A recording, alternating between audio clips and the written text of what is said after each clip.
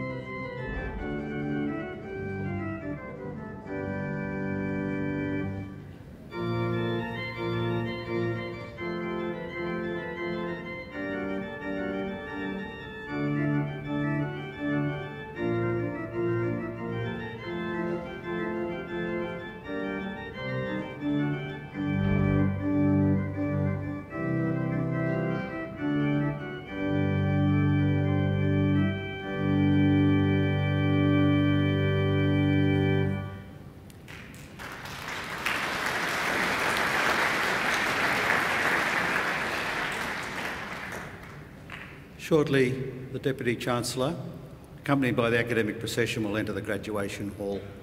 Once they've taken their positions on stage, the national anthem will be played, and we invite you to join in the singing of that national anthem. Would you please stand for the academic procession?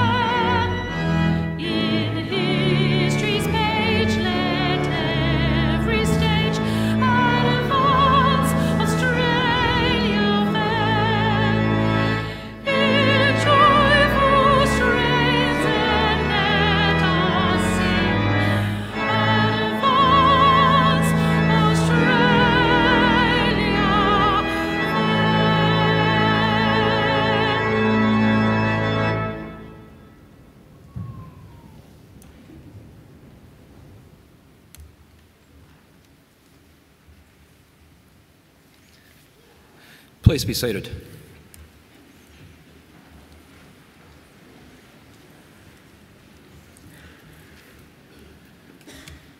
Distinguished guests, ladies and gentlemen, I would like to invite Chris Tobin, representative of the Darug people, to offer the traditional welcome to country.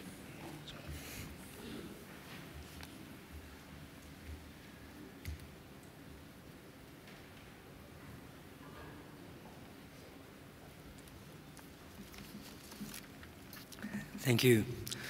Warami everyone and Nalawa. Hello and welcome. Welcome to the lands of the Walla Medigal. I belong to one of the local Aboriginal families of the Darug people, the traditional custodians over this part of the country.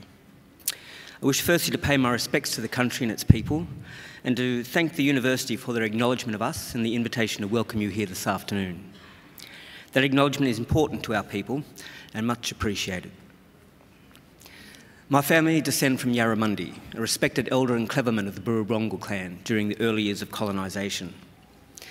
He saw that our survival in this new world could best be secured if we could learn more about it, and so he enrolled his daughter, Bulungari, or Maria, into the Native Institute, a school set up by Governor Macquarie in 1815, offering formal education to Aboriginal children. Maria studied there for several years and used her newly acquired skills to lobby and ultimately secure some land for herself and her family out along the Richmond Road. Other Aboriginal families soon joined them, and it became known as the Blackstown, where the present-day city of Blacktown gets its name. We are very proud of her, as I'm sure your families are of you here today. And with good reason. Your success is our success. Your advancement, our advancement.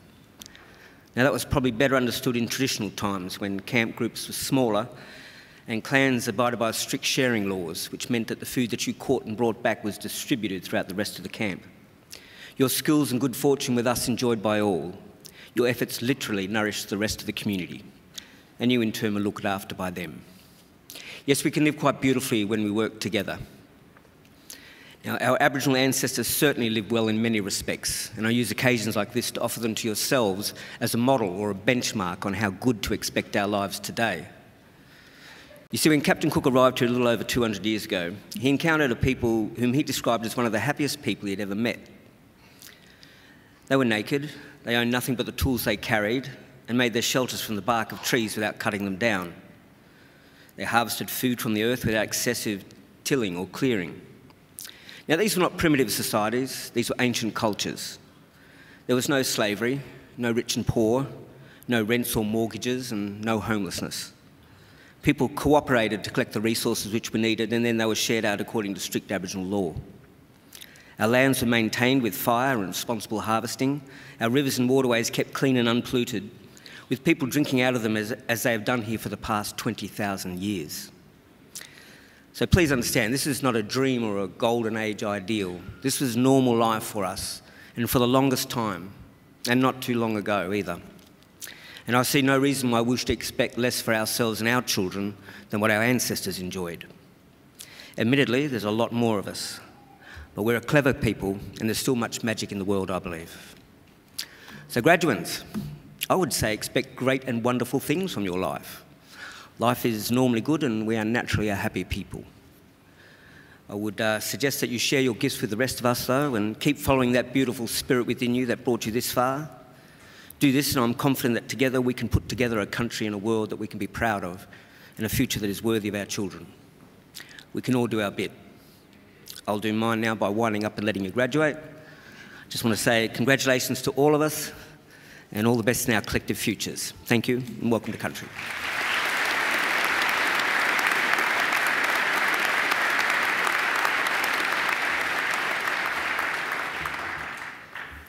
Ladies and gentlemen, I am pleased to introduce the Deputy Chancellor of Macquarie University, Miss Louise Mason.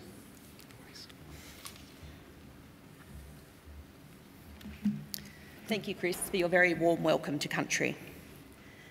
Graduands, ladies and gentlemen, family and friends, it's my great privilege as Deputy Chancellor of Macquarie University to preside at this very important ceremony. Firstly, welcome to our graduands. You may be nervous today, but just to set your minds at ease, this is the first time I've presided as Deputy Chancellor at a graduation ceremony at Macquarie. I'm very nervous. And while you only really have one chance to make a mistake, I have several. So you'll be fine. And then feel for me if I do make a mistake. I hope this will be a very happy and memorable occasion for all of you. You deserve to take pride in your graduation today. Completing a degree is never easy. You need an intelligent and inquiring mind. You need determination and perseverance. You need to make many sacrifices. But that hard work has paid off, and I congratulate each of you on your achievements. Today, I also want to welcome those of you who are sitting beside and behind our graduands as their invited guests, because you've all done well too. The very fact that you're here, invited by one of our graduands to share one of the great days of their lives, is proof positive that you've been an important influence. So family and friends, congratulations, and thank you for celebrating this great occasion with us. Aside from your attendance here today, I have another important service for you to perform for our graduands. I want you to make sure that their degrees they receive today are never put in a bottom drawer, but are always proudly displayed in a position of prominence. In other words, if our newest graduates are too modest to proclaim their success, I want you to do it for them. My husband and I graduated from this university in 1988 and 1989, and despite many house moves, our degrees do hang on our wall at home, and we're waiting for our daughter to achieve hers and put hers up there too. The ceremony that we're about to participate in is one of the world's oldest social rituals. From the time of the very first graduations in Europe more than 800 years ago, graduates have been wearing robes similar to those worn by our graduands and participating in ceremonies just like this. Indeed, throughout history, graduations have remained a defining feature in the life of every university and its students. And they are an intrinsic part of life here at Macquarie. And today, we're proud to again host this time-honoured ceremony for our newest graduates. Our university takes its name from Australia's greatest colonial governor, Governor Lachlan Macquarie, a man whose greatness and achievements were never acknowledged by his contemporaries, but only by history.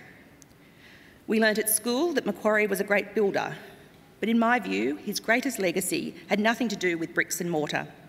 Instead, it lay in his commitment to establishing the new colony as an egalitarian society, the foundation for the modern Australian notion of a fair go for all. And it is that legacy that we here at Macquarie strive to maintain and honour. Like Governor Macquarie, we seek to transform and improve people's lives, not only of our own students, but also of people all around the world.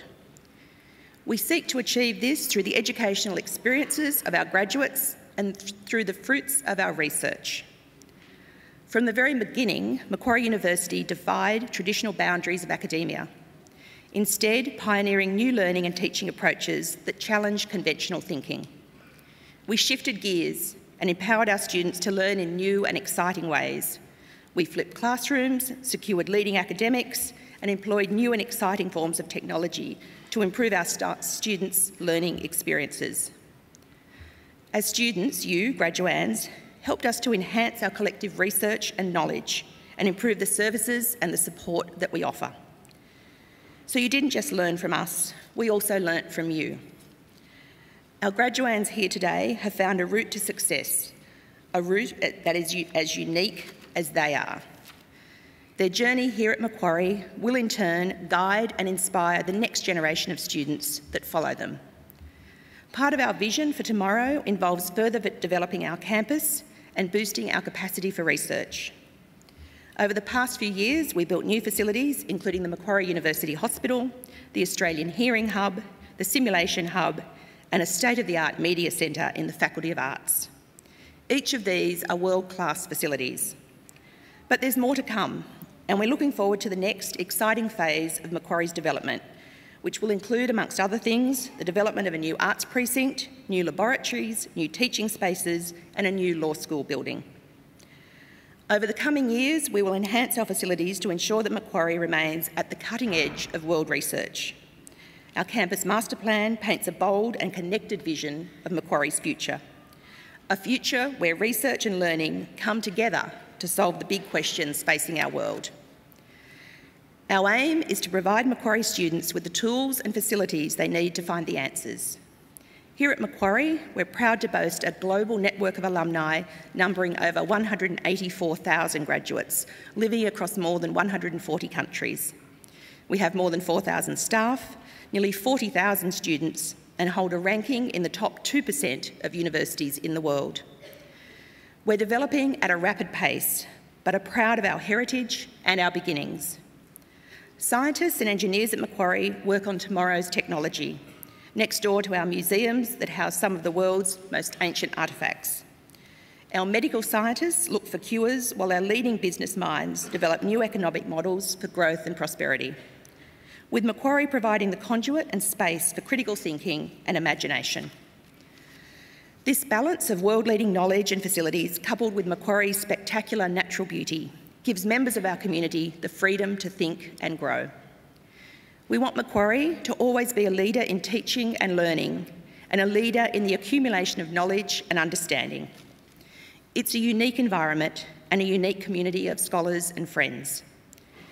In just a few moments, it will be my great honour to confer your degrees upon you and welcome you as lifelong members of Macquarie University's alumni.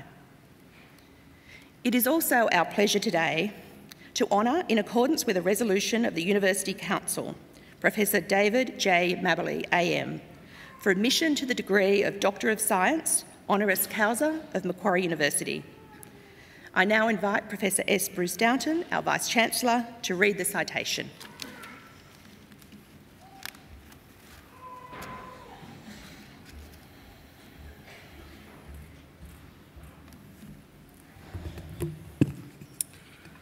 I invite Professor David J. Mabberley, AM, to please stand for the citation. David Mabberley, ladies and gentlemen, is the former Executive Director of the Royal Botanic Gardens and Domain Trust in Sydney, a role he held from 2011 to 2013. He is also the former Keeper of the Herbarium, Library, Art and Archives at the Royal Botanic Gardens Kew in the United Kingdom, a role he held from 2008 to 2011. Professor Mabberley was President of the International Association for Plant Taxonomy from 2005 to 2011.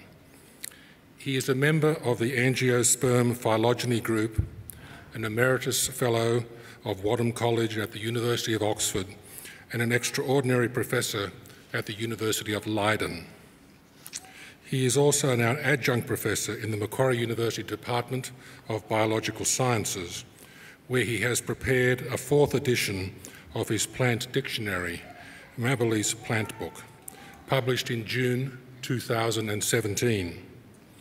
He's currently working on the ecology of systematics of citrus and its allies in the light of the threat of worldwide devastation of all citrus crops by Huanglongbing, or citrus greening disease.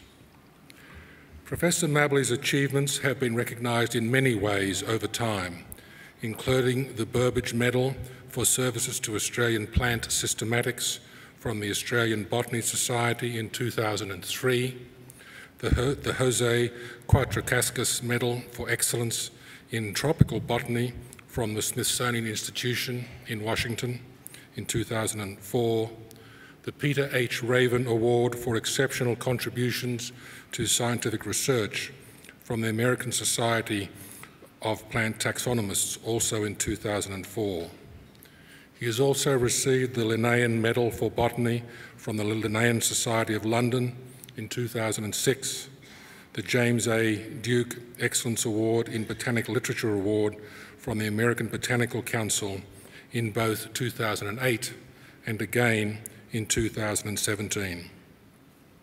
Furthermore, he has received the Robert Allerton Award for Excellence in Tropical Botany from the United States National Tropical Botanical Garden in 2011. In 2016, Professor Mabberley was appointed a member of the Order of Australia for significant service to horticultural science, particularly to plant taxonomy and tropical botany, as an academic, a researcher and an author. Deputy Chancellor, it is with great pleasure that I present to you Professor David Mabberley, AM, for the award of the degree Doctor of Science honoris causa in recognition of his contribution, extraordinary contribution, to horticultural science.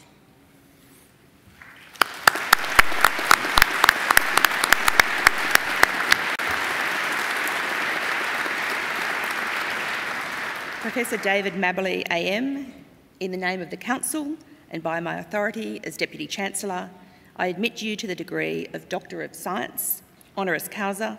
Congratulations, Dr. Mabberley AM.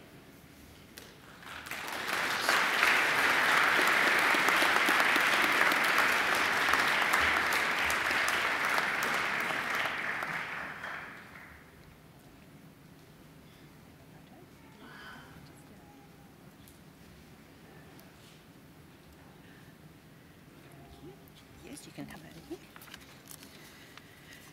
It's my great pleasure to now invite Dr. David Mabberley AM to deliver the occasional address. Thank you.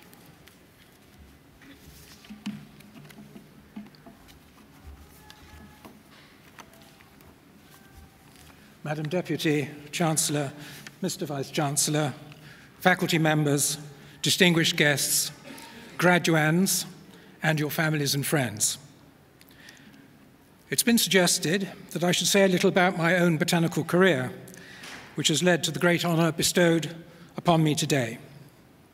As you can tell from my voice, I, like many of you, was not born here, though I first came to Australia in 1974.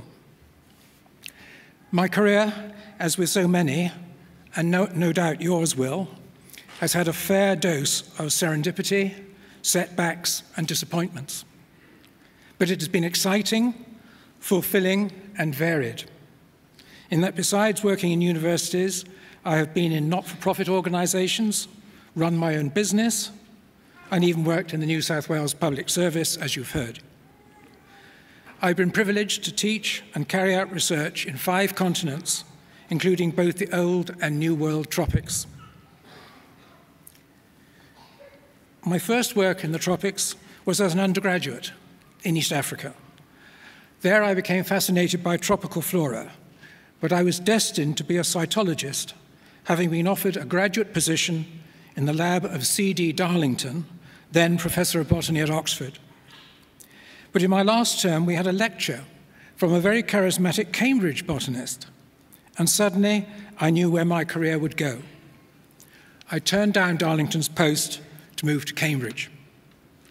Before I left, Darlington called me into his office and said, "Young man, I shall ensure that your career comes to nothing." So I went to Africa and Madagascar for the fieldwork of my Cambridge PhD. As with all tropical fieldwork, though, nothing can be done without the help and understanding of the local people. And I would like to acknowledge here the many people in all parts of the tropics who have helped me. And I would also like to acknowledge here my pupils in so many countries who have taught me so much and opened my eyes to the diversity of our own species. After my postdoc, it was a lean time for jobs, and although hoping rather Macquarieishly that something would turn up, I took steps to enlist in the British Merchant Navy, as I thought I would be able to travel, and besides, I rather fancied it, for all sorts of reasons. But serendipitously, a vacancy at Oxford came up at very short notice, and I was accepted and became a college don for over 20 years. I was always interested in economic plants, timber trees, grapes, apples, and citrus, as you've heard. But from the time of the great naturalist Linnaeus in the 18th century, study of such cultivated plants has been beyond the pale in the snootier of academic circles. But it is clear that the relationship between plants and humans makes it difficult or even fallacious to divide plants into categories of wild and cultivated, a philosophy where humans constitute a species which has godlike, transcended natural selection, and opining that, and I quote, "human surroundings constitute a different context from the one in which evolution is taking place." This smacks of the environment being a great big green thing somewhere out there.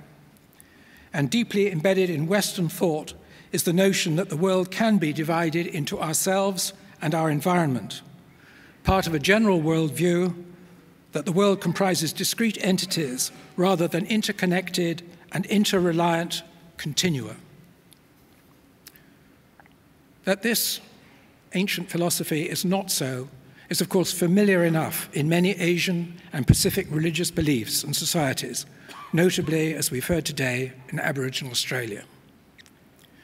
But as long as humans are excluded, ecology can be safely placed among the sciences.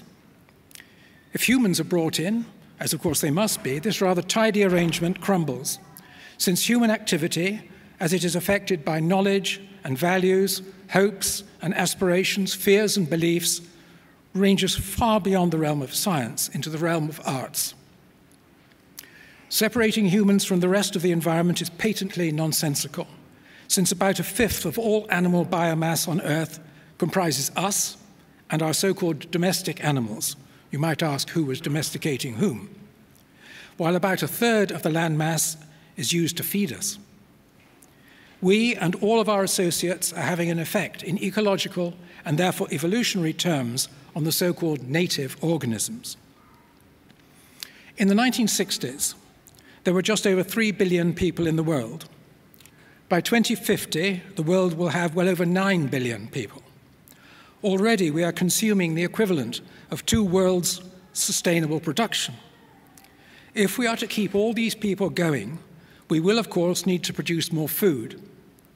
Ultimately, if we care for our fellow humans, it is the conservation of cultivated plants and their so-called crop wild relatives that must be paramount in dealing with the public and indeed politicians. The conservation of such resources is perhaps an easier message to get across than conservation of rare species or ecosystems, which can be labeled stamp collecting or sentiment, even nostalgia. In short, self-interest is a powerful force. Now, today marks a milestone in my career, a milestone pointing back to what I have done. But more importantly, it is also a milestone for all of you, graduands. A milestone pointing forward to what I hope will be a fulfilling life of happiness and success. And you have had a wonderful springboard in being privileged to be educated in a world-class institution. And of those of you who are biologists, in one of the finest biology departments in the Asia-Pacific, if not the world. Now, education was believed by the enlightened in the 19th century to lead to social advancement for the individual and the improvement of society. It allowed social mobility and the enriching of society. This came to an apogee in Western countries, perhaps after the Second World War, with social programs for the benefit of all in health as well as education, the opening up of opportunity for all to get to a university and to have decent health care. This is indeed the essence, as we've heard, of the fair go. But this did not sit well, and still does not, with some sectors in our society. The establishment of those sectors will wrap up their policies in all kinds of fiscal trappings and trickle-down dogma. It is perhaps not too much of a stretch into conspiracy theory to see this as part of what used to be called a class war. The fat cats and their mates versus the intelligentsia and other working people. This was, of course, George Orwell's thesis. All animals are equal, but some animals are more equal than others. And so, public libraries become internet cafes, Wikipedia becomes the gospel, museums and galleries become user-pays organizations favoring the well-heeled. We see Orwellian fake news, the twisting of facts, manipulation of the media manipulation of politics, the ignoring of the advice of scientists and other despised experts, all for political expediency. And paradoxically, in some ways, the debasing of logical argument, scholarship, and research through demonizing of prominent academic figures, the squeezing of resources, and so-called constructive dismissals, restructuring and streamlining. Curiously, they echo the devastation and atavistic consequences of the Cultural Revolution that set back China for a generation.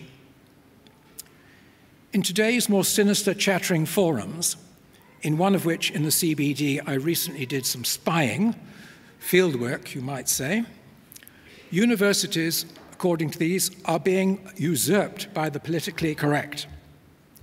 This is, of course, an alt-right burlesque, when in my view, universities are about educating rather than training people not only to learn facts and techniques, but to think, to question, and to protest if the answers are unsatisfactory. It seems in the interests of those top people to denigrate this work and the beliefs of progressive universities and claim that they are, and I quote, lost causes. In this populist demonization, they paint a picture of the universities as, I quote, celebrating victimhood, when in fact it is, of course, the exercise of compassion, understanding, and tolerance, the civilized values of a multicultural society as ours is, that is being burlesqued. These people argue that those upholding and defending these values are, in effect, exerting a censorship that has, I quote, seeped into our everyday lives. And they blame scientists, whom they claim still have integrity, but they blame them for sitting on their hands while what they call the snowflake epidemic rages. The fact is that, as scientists, you have had to think about some of the most pressing issues facing our species: climate change, genetically modified organisms, food security, pollution. Even if you do not pursue a scientific career here or overseas, your eyes have been opened, such that you are informed and thinking about these very, very important issues, and you are voters. Do not give in to the naysayers and the critics, whose predecessors would undoubtedly have vilified even Copernicus and Darwin. I would like to end with quotations from George Orwell's 1984, written in 1949, and I'm afraid to say still dreadfully apt in view of recent developments in the West. It was a bright, cold day in April, and the clocks were striking 13. War is peace. Freedom is slavery. Ignorance is strength. The whole aim of Newspeak is to narrow the range of thought. In the end, we shall make thought crime literally impossible because there will be no words in which to express it. With this as a warning, I ask of you, please hold true to your Macquarie education. Thank you.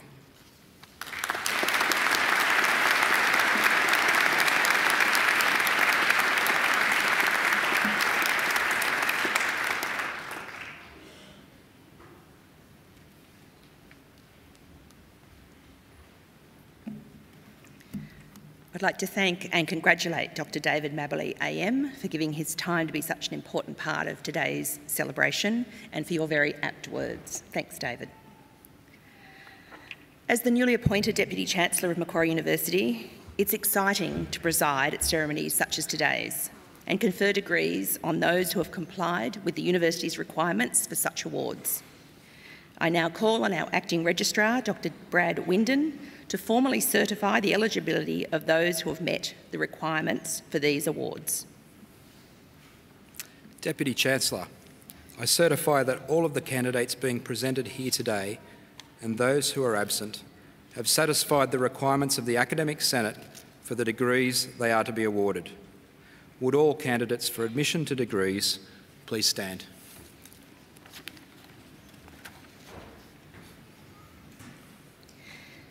In the name of the Macquarie University Council and by my authority as Deputy Chancellor of Macquarie University, I admit each of you present and those who are absent to the degrees for which you have qualified. Congratulations.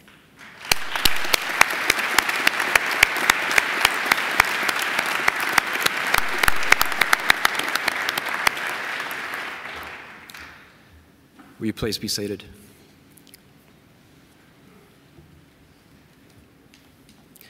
Deputy Chancellor, the graduates at this ceremony are from the Faculty of Science and Engineering. I now call on Professor Barbara Messelet, Executive Dean of the Faculty of Science and Engineering, to present the graduates. Professor Messelet.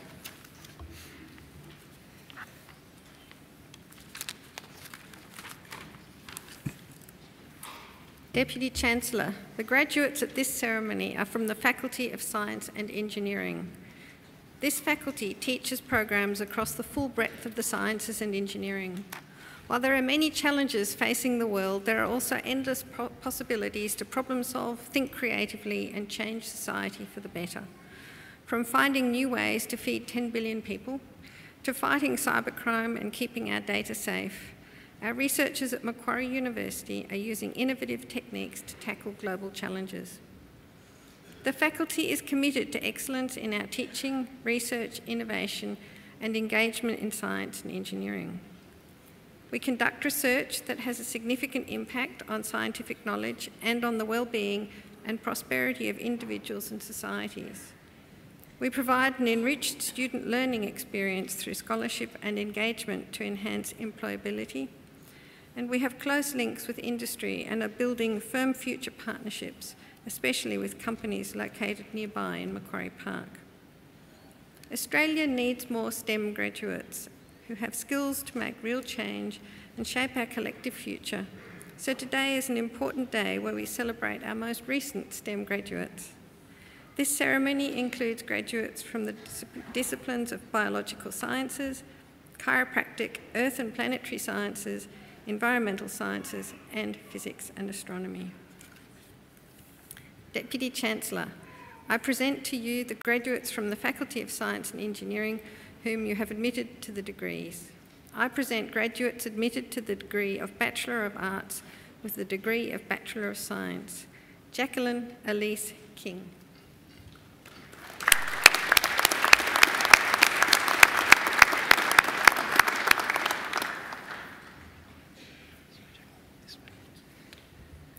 Panika Wongchanda.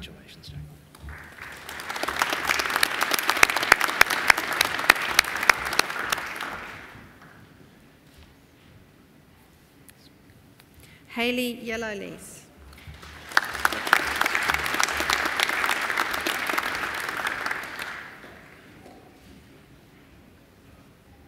I present the graduate admitted to the degree of Bachelor of Advanced Science, Akael Alias.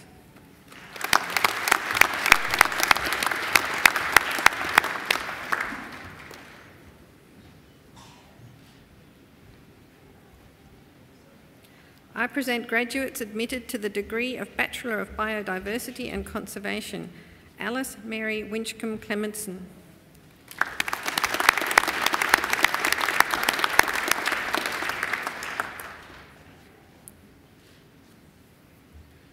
Christian Mirando, who has been awarded the Macquarie University Award for Academic Excellence.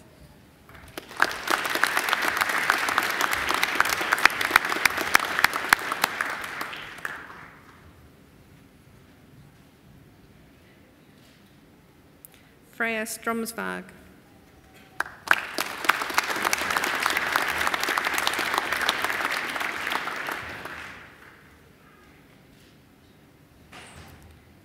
Eleanor Tompkins.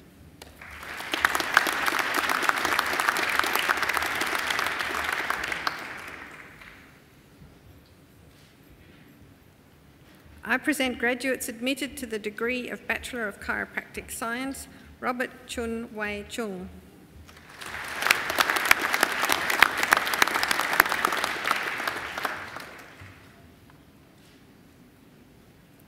Jun Wang Chui.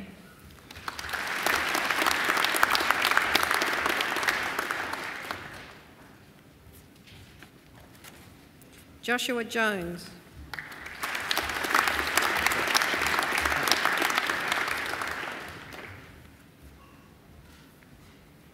Vanessa May Rendell.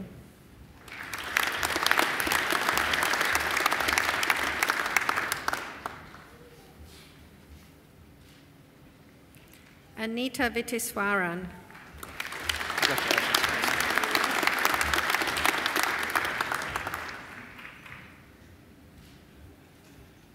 I present graduates admitted to the degree of Bachelor of Environment, Alice Carney.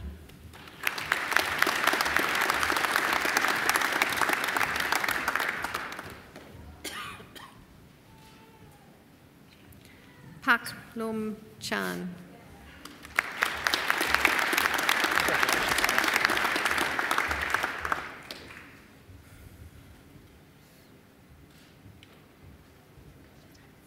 Marcus Alexander Cook.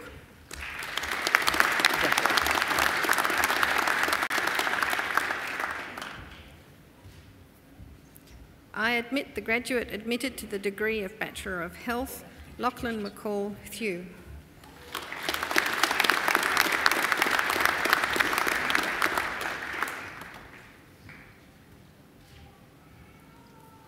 I present graduates admitted to the degree of Bachelor of Marine Science, Jack Clark.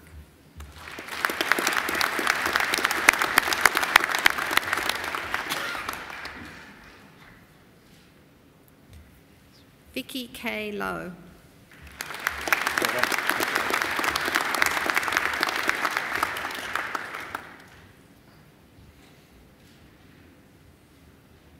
Amanda Curran.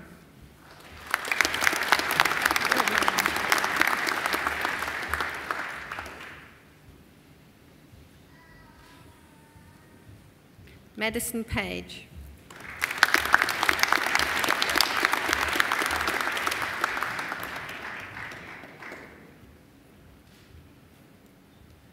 Joshua Young.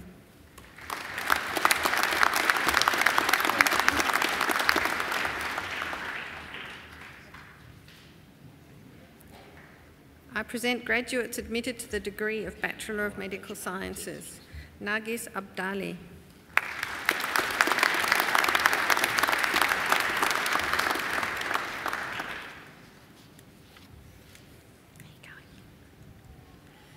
Michael Arapidis.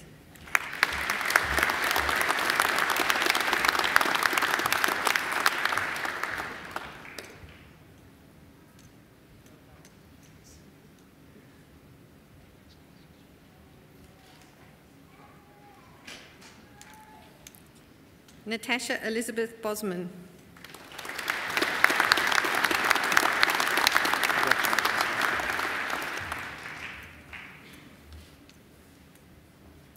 Rodney Locke Lam Chan.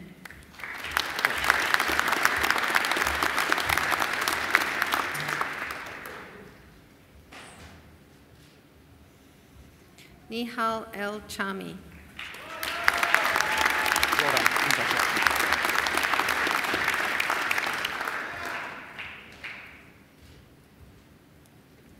Jessica Carmel Riyad Eltum.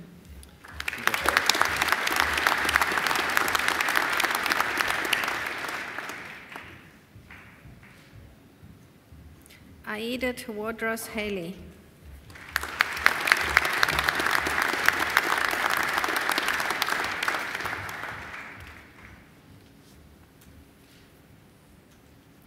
Andrew Roy Hicken.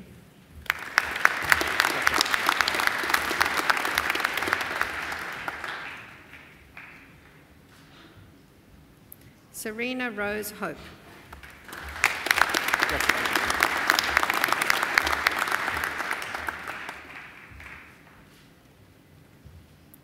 Mehdi Jahan Miri.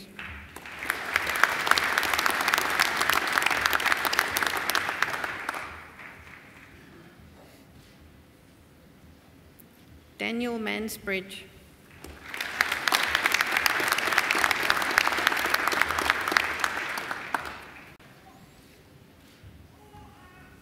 Rona Marty.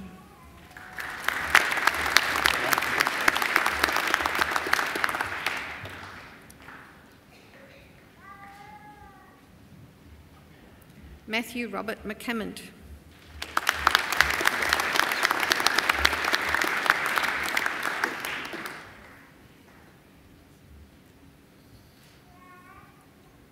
Michael Elliott Reid.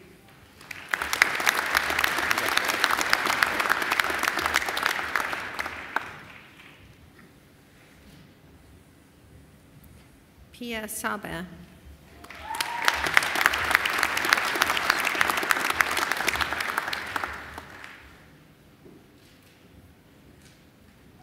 Shervin Sepper.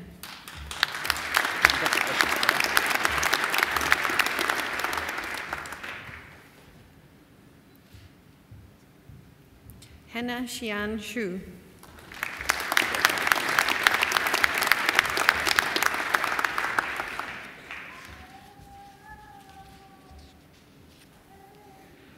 I present graduates admitted to the degree of Bachelor of Science, Yasmin Aksoy.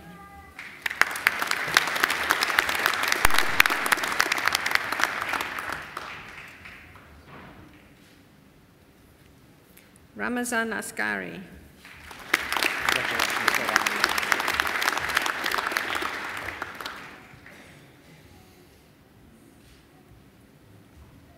Joseph Aaron Banks.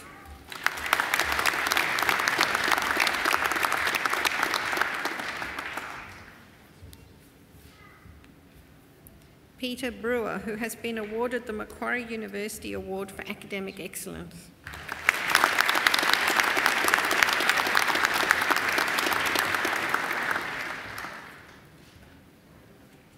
Michelle Chan.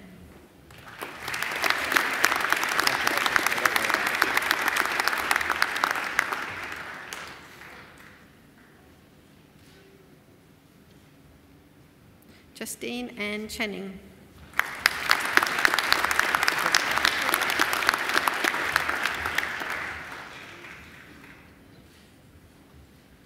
Michael Dewey Chen.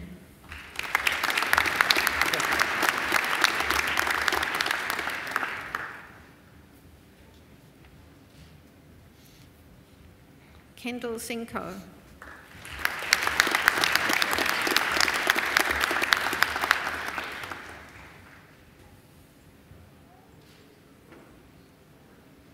Liam Thomas Clerk.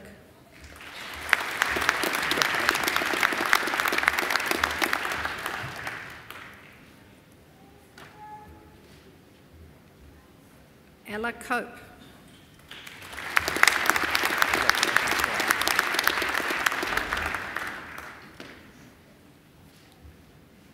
Martin Charles Englert.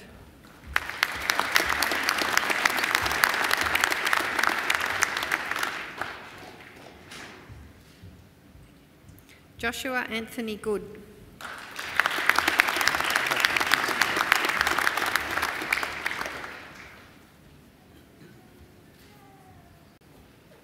Philip Vincent Hultmeyer.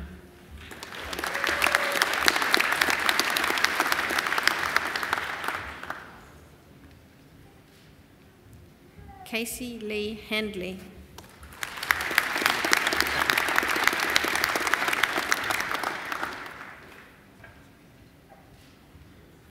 Jennifer Huang.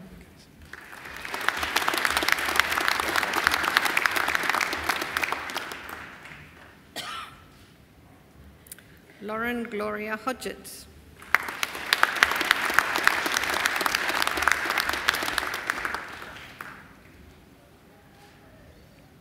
Nathan Paul Howe.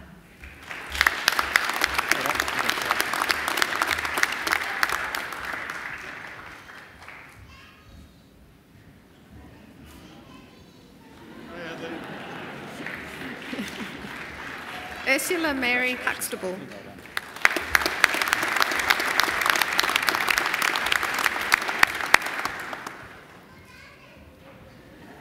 Brendan Matthew James.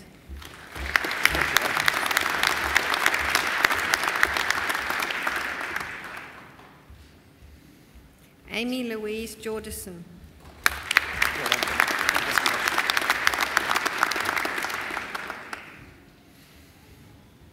Suraya Juma.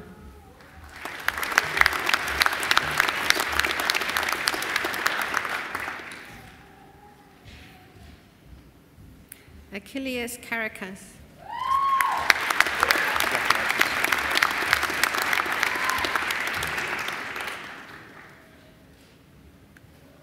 Philip Alexander Kelso, who has been awarded the Macquarie University Award for Academic Excellence.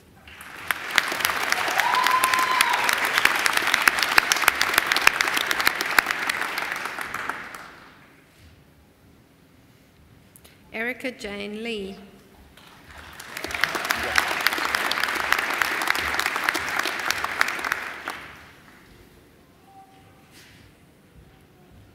Austin Lee.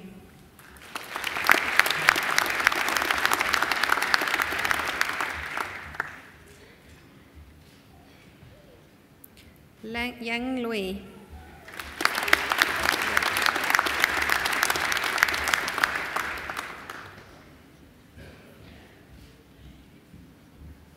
Lachlan Jonathan James Lowry.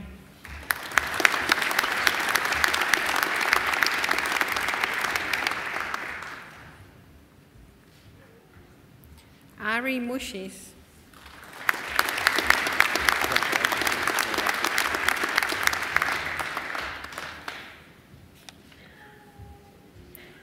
William Ngo.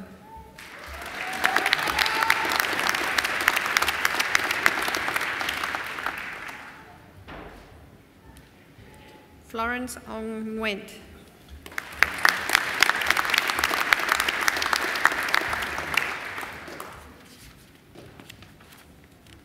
Kira Brittany Owen.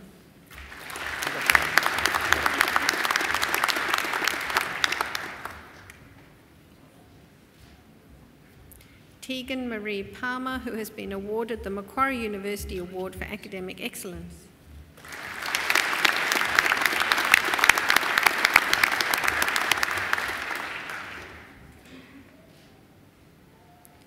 Sebastian Frederick Parker Dow.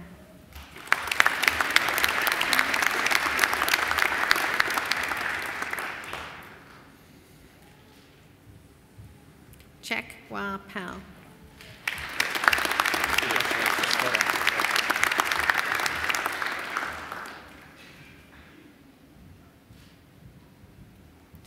Christian David Poole.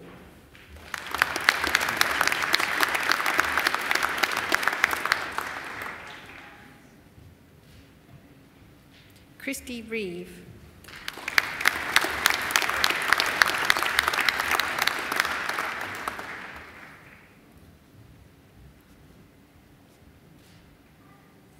Amelia Riccobono.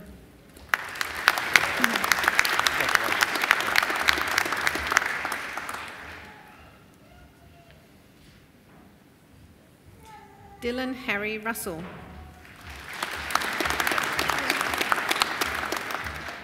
Lachlan Douglas Roach, sorry. Check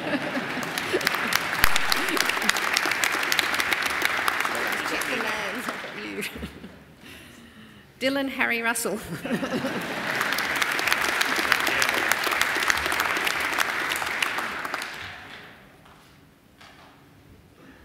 Cindy Russell Shia.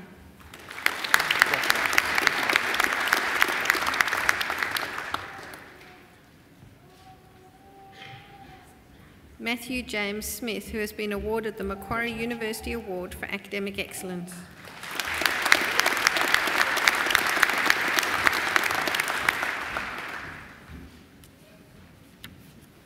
Sung Tang.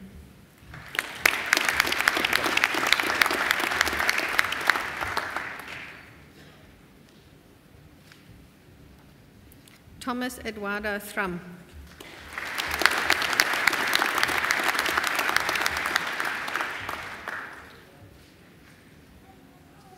Moira Elizabeth Ticehurst.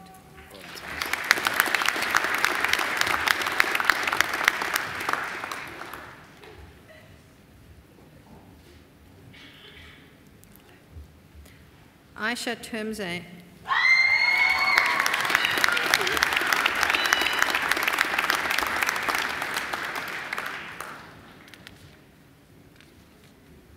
Peter Tomic.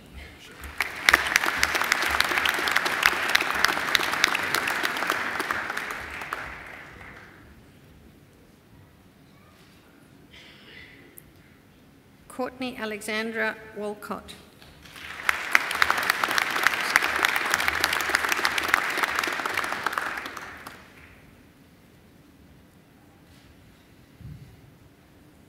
Aaron Gordon Weir.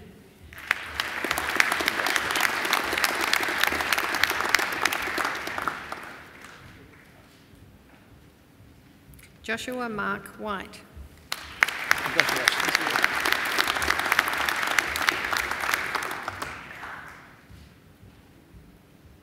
Juwei Shu.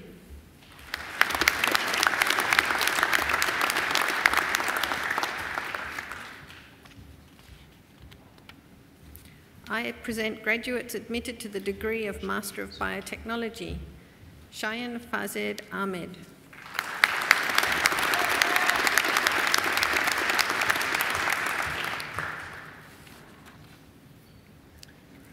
Ashwat Ahmed Mbashan.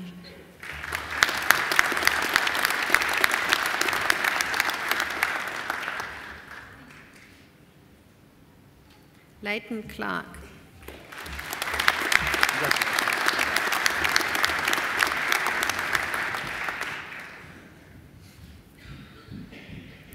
Dennis Mwangi.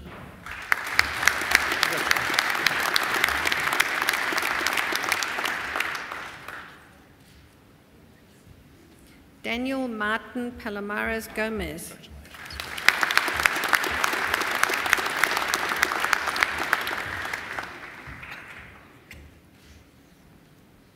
Karen Louise Wild, who has been awarded the Macquarie University Award for Academic Excellence.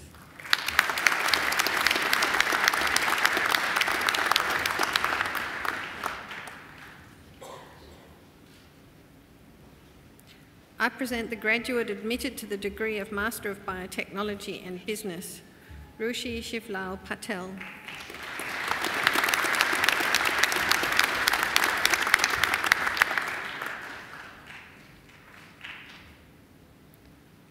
I present graduates admitted to the degree of Master of Chiropractic, Ho Yin Orr.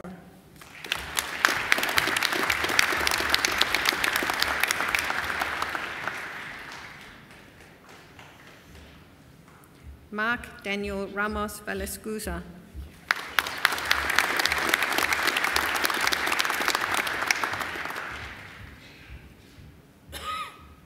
Cheng Sup Wu.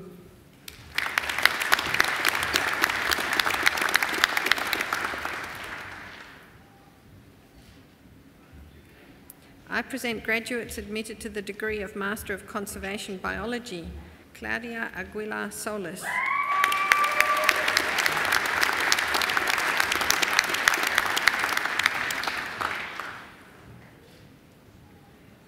Agnita Amarnath.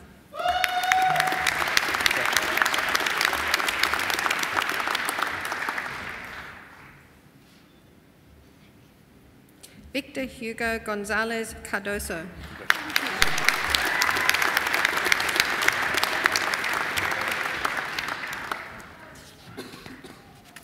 Jessica Lee Leck.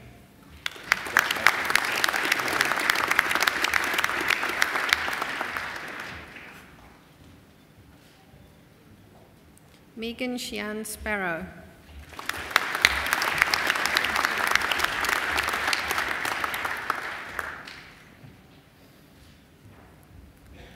Sanjana Sriram.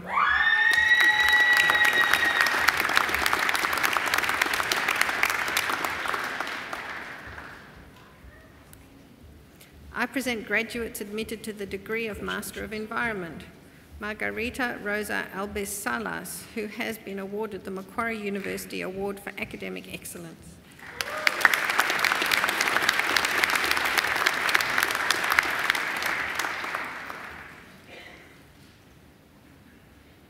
Clement Allende Basombrio.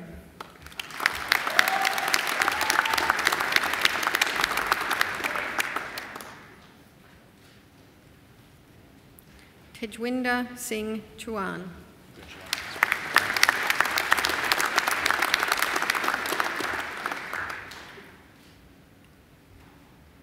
Leanne Jane Elliott.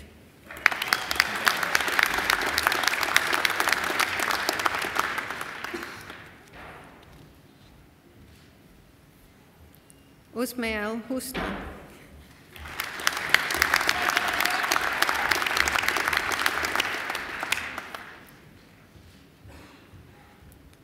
Melis Hurriyet, who has been awarded the Macquarie University Award for Academic Excellence.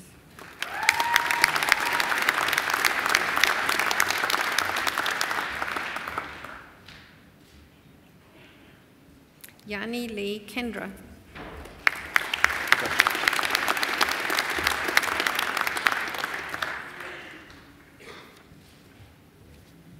Lee Rennie.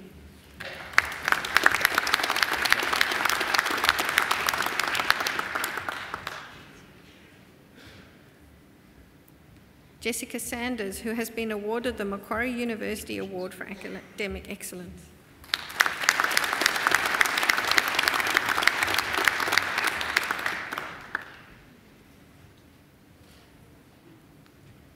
Fakhta Valizadeh.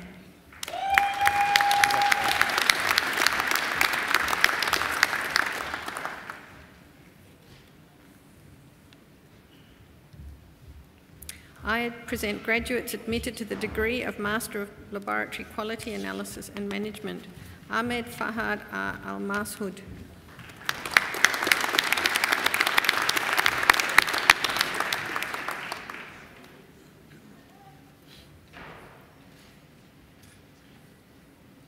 Mateus Felipe Almeida Neves Ribeiro.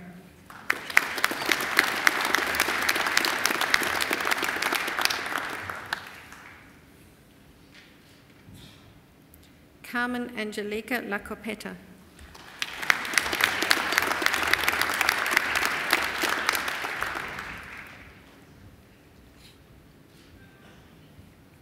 I present the graduate admitted to the degree of Master of Radiopharmaceutical Science, Shahzad Rezvani Baboli.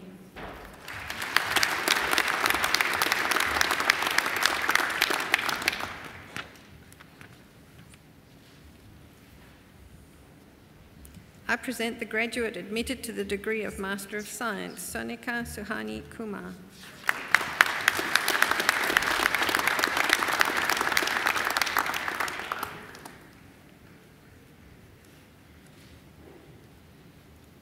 I present graduates admitted to the degree of Master of Sustainable Development, Suzanne June Orm.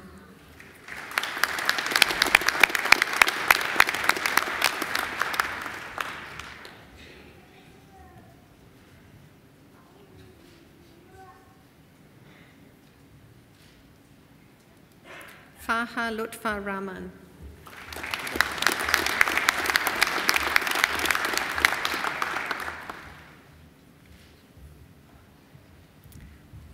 I present the recipient of the University Medal for Molecular Sciences, Patrick Alexander de Rosa.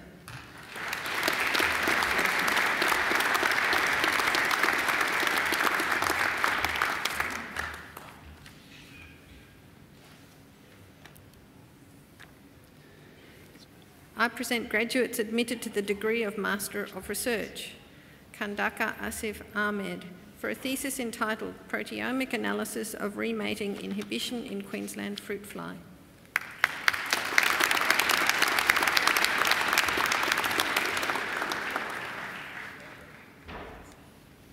Brendan John Evans, for a thesis entitled Studies Towards Metabolically Stable Fluorine-18 labelled peptides and Their Efficient Synthesis.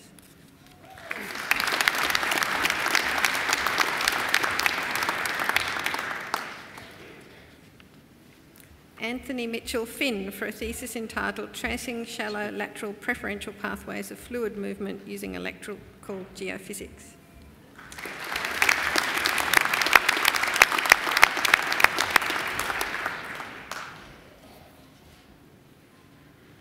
Arvind Christopher Nagaraja Hughes, for a thesis entitled Needles in a Haystack, Advanced Statistical Techniques and Large Stellar Spectroscopic Datasets.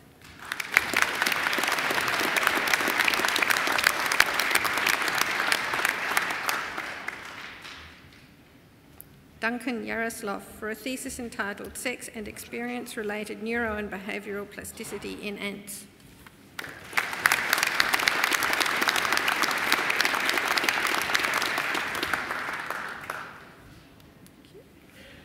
Harrison Walter William Jones, for a thesis entitled Geophysical Signatures of Small-Scale Base Metal Occurrences in Southeastern New South Wales.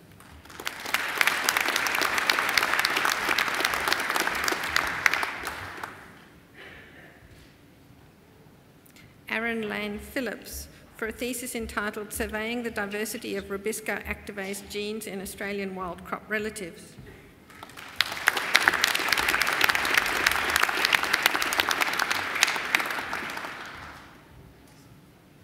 Andrew Rana, for a thesis entitled Planktonic Metabolism and Microbial Activity in the Macquarie Marshes, Australia.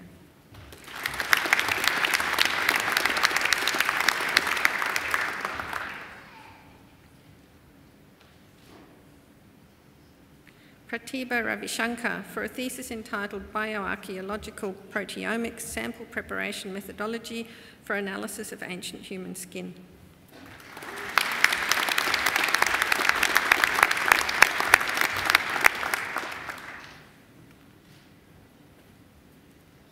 John James Byrne Timmins for a thesis entitled Exploring Natural Yeast Diversity for High Protein Secretion.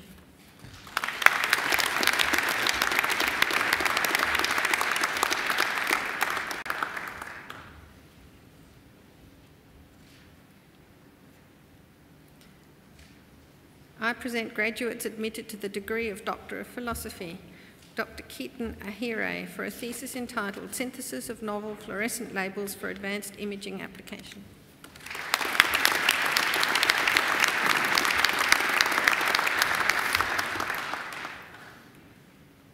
Dr. Tiago Almeida Ortega for a thesis entitled Frequency Extension of Solid-State Terahertz Lasers.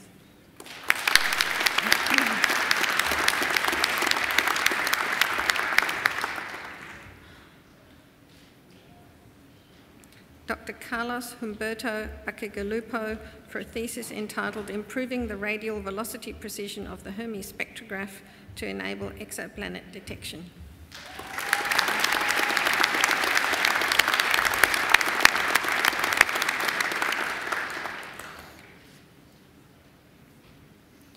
Dr. Maurizio Bonelli, who studied under a co-tutel joint PhD agreement with Alma Mater Studiorum Università di Bologna, Italy, for a thesis entitled Effect of Short-Term Suboptimal Temperature Storage to Assist Large-Scale Production of 2 dipterans, Exorista lavarum L and Bactrocero trioni, Frogget.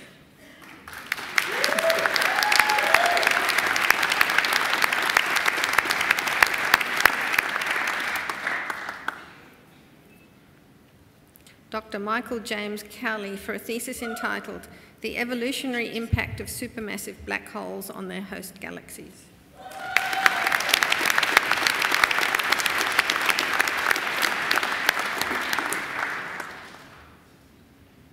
Dr. Ingrid Errington for a thesis entitled Soil Invertebrate Response to Petroleum Contaminants in Subantarctic Soils and Implications for Remediation Efforts.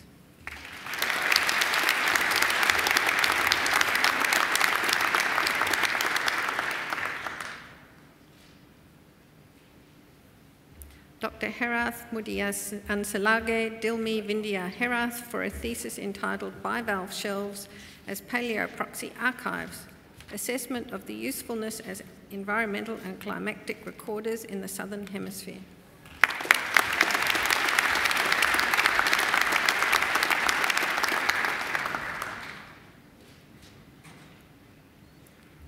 Dr. Hasanika Kalhari Ariyaratne Hewawasam Gamage for a thesis entitled Investigating the Impact of Dietary Fibre on the Gut Microbiota.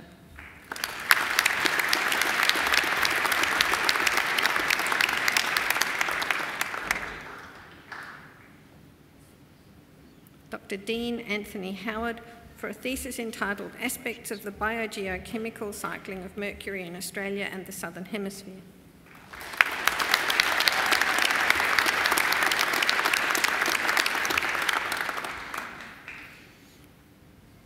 Dr. Cynthia Faye Eiley for a thesis entitled Particle Air Pollution and Its Implications in the Pacific Islands.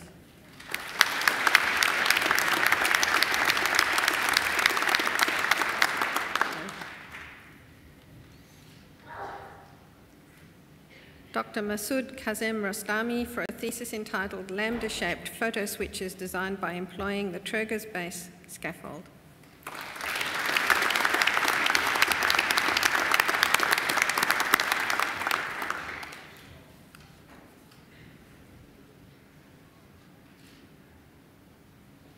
Dr. Nora Lipte, who studied under a co-tutel joint PhD agreement with the Eötvös Loránd University, Budapest, Hungary, for a thesis entitled Geochemical and Physical Properties and Evolution of the Lithospheric Mantle Beneath the Nógrád-Gömör Volcanic Field, Northern Pannonian Basin, Central Europe.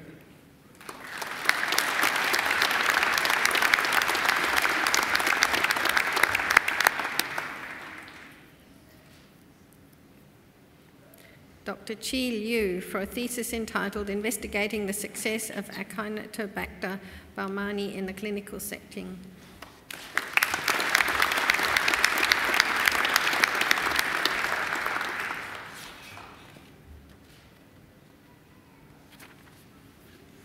Dr. Dominique McAfee for a thesis entitled, "Can Oysters Provide a Refuge to Coastal Biodiversity in a Changing World?"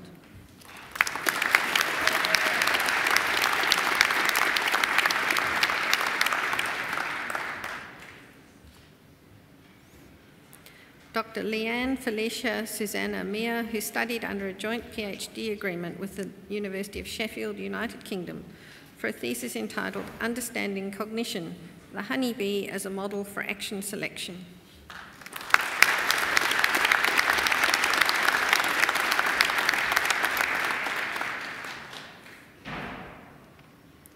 Dr. Vincent Wei Chung Ng for a thesis entitled "Optical and Plasmonic Coupling in Linear and Nonlinear Regimes."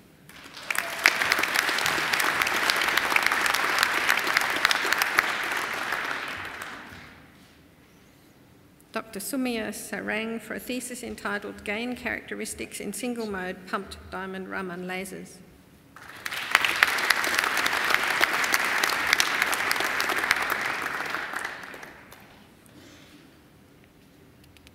Dr. Catherine Alma Stewart for a thesis entitled "Melt Migration in the Lower Crust by Porous Melt Flow."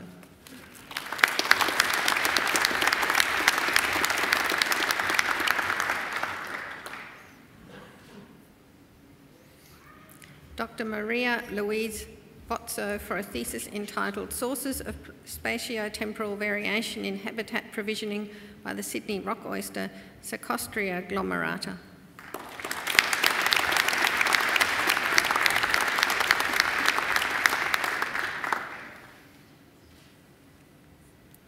Dr. Rory Terrell Williams for a thesis entitled "The Hydrogeomorphic Structure, Function and Evolution of Chains of Pounds, Implication for Recognition of these Discontinuous Watercourses in River Management."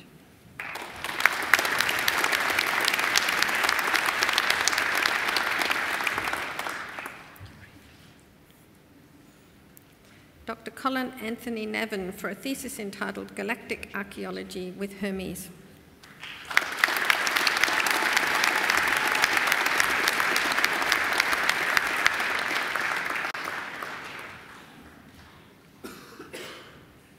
Deputy Chancellor, that completes this afternoon's presentation of the graduates from the Faculty of Science and Engineering.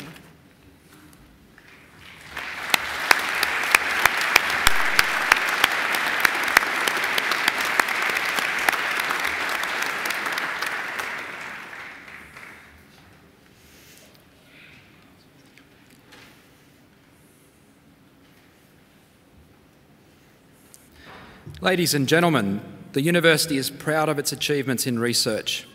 In recognition of these achievements, may those who have been admitted to the doctoral degrees in research please stand. That's you guys. Deputy Chancellor, members of the procession, graduates and guests, please join me in acknowledging the newest doctoral graduates.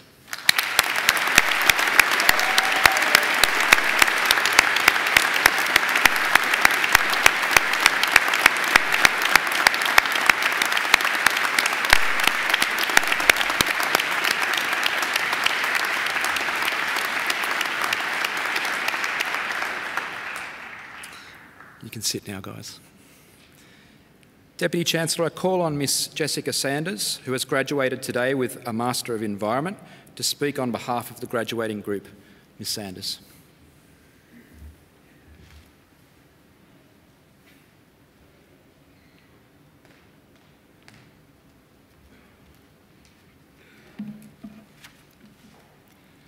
Deputy Chancellor, members of the University, fellow graduates, and guests, it is a privilege to be speaking on behalf of our graduating class today. First, I would like to congratulate my fellow graduates on a job well done. I would also like to extend a heartfelt thank you to all of our families, friends, and co-workers for your support. We could not have done it without you. Like many others, I began my academic journey in a different field, graduating with an English degree in 2013. Back then, everyone told me that finding work in my field would be difficult. However, I was lucky enough to land my first editorial job in an environmental consultancy shortly after graduation. But I wasn't quite satisfied just reviewing and editing the work of others, so I decided to pursue a Master's of Environment so that I could write environmental impact assessment. My master's took me 3 years to complete, and I held a full-time position for most of that time. This made it easy to put what I learned in the classroom into action. My coworkers were always eager to discuss class topics, and I was able to take content from our conversations back to the classroom. Photos of noxious weed specimens from construction sites quickly made their way into my papers, and I practiced identifying types of landscapes from the plains, taking me out for site visits to rural motorway projects. As a student who never lived close by campus, working, in addition to study, gave me a community to debate with who cared as deeply about the content as I did. By combining the skills I have gained in both my degrees, I've been able to work on some of New South Wales' biggest infrastructure projects. Presently, I am a Senior Planning Officer for the New South Wales Department of Planning and Environment, a position which was made possible by my studies here at Macquarie. When I tell people that I work full-time and I'm also earning my master's degree, they respond with disbelief and usually say that they could never do what I do. But the truth is, my world could not stop turning for me to study. So with that in mind, I would like to recognize and extend a special congratulations to those who have held full-time jobs, have children, care for family members, or any other full-time role which didn't stop for them to study. I would like to thank my mother and my sisters who are visiting Sydney to celebrate with me today. I purposefully didn't tell you I was speaking, and I hope that you're surprised. I would also like to thank my grandparents and my soon-to-be parents-in-law for listening to obscure ecosystem trivia for the last 3 years and not falling asleep. Last but not least, I would like to thank my fiancé, Andrew, who I will call my husband in 3 short days. Thank you for picking me up from Macquarie nearly every Thursday night after a long day at work, and not rolling your eyes too often when I started yet another animated conversation about why weeds are just so fascinating. As we look forward, I would like to share some words of wisdom that's helped shape my journey thus far. First, we must ensure that we do not limit ourselves to simply one title. We aren't just scientists. We're the innovators and creators of tomorrow's possibilities. We carry within us a myriad of opportunities to shape the world around us. But to truly have impact, we must embrace a culture of kindness. Kindness should not end with what we show to others, but with what we show ourselves. Give yourself permission to fail, because it is only in our failures that we can find our best ideas. The challenges of our time demand us to create new solutions, and we will only accomplish this by looking after each other and ourselves. In closing, I would like to congratulate you all again on such an epic achievement. This is our day and our time to shine. Congratulations to you all, and thank you.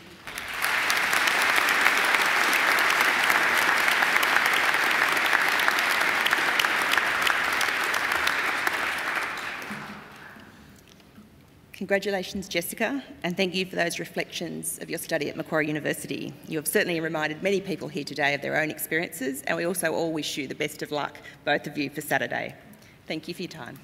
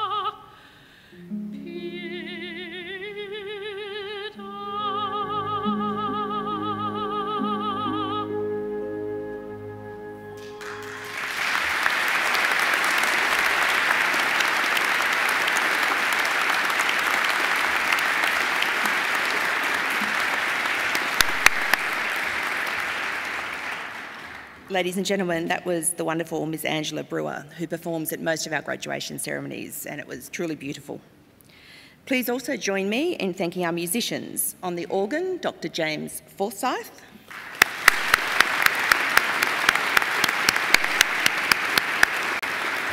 And on the Chinese transverse flute, Dr. Chai Chang-ning.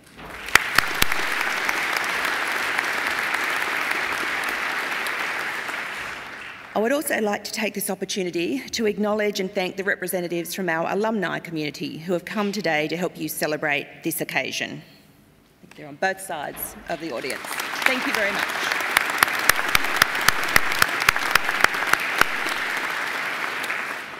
Graduates, this ceremony marks the end of one stage in your relationship with Macquarie University, but is certainly not the end of your association with us.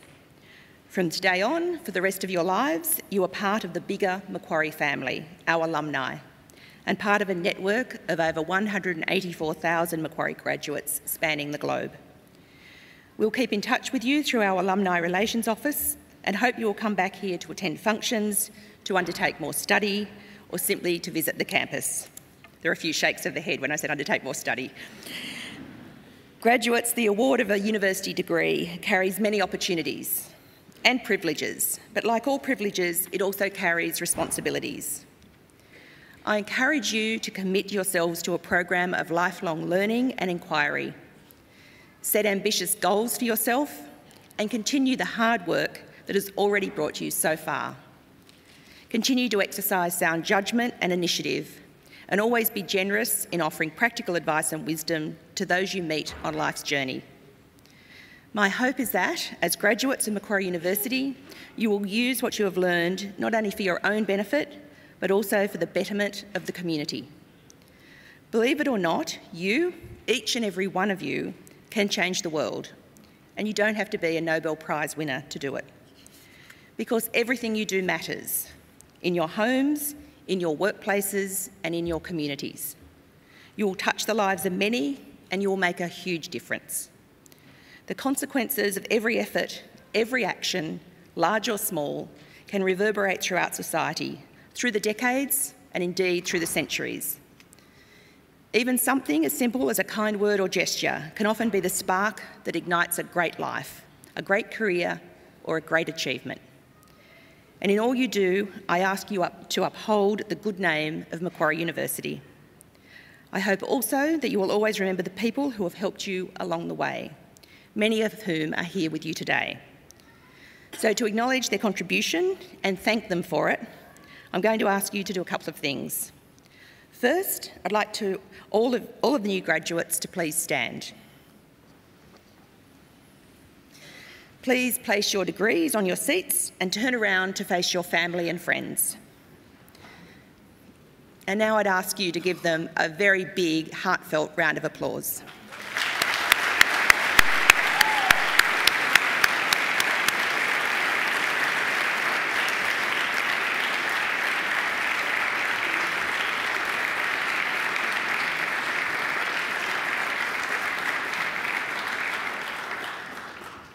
Also here on the dais are representatives of our academic staff, many of whom have supported you throughout your journey. Please join me in thanking them.